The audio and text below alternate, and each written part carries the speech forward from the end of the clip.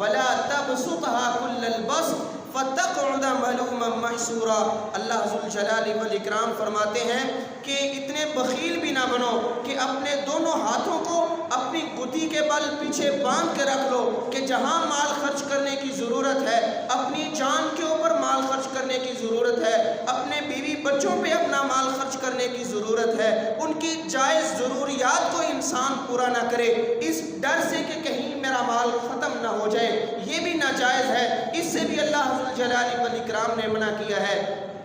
انسان کو اپنی ذات پہ مال خرچ کرنا چاہیے، اپنے بیوی بچوں پہ مال خرچ کرنا چاہیے، ان کی اچھی تربیت، ان کو اچھا آرام اور سکون دینے کے لیے جائز چیزوں کو خریدنا اور جو ان کے استعمال کی چیزیں ہیں ان کو لا کے دینا، یہ ایک مومن بندے کا فرض بنتا ہے۔ انسان جائز ضروریات اگر پوری نہیں